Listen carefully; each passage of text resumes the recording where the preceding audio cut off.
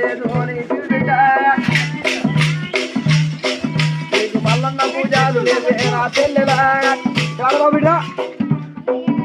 రారనాయ బాబు నువ్వు మల్లన్నరా నాది గొల్లనే మల్లన్నరు స్వామి నడిపితేనే చెబుతుంది స్వామి బాధరా దేని వల్ల జరుగుతుందో చెబుతాడు నా చెల్లెలా 101 పెట్టడుగు బిడ్డ చేతికుంటా స్వామి కళ్ళలో పెట్టడుగు చెల్లె మల్లన్నరు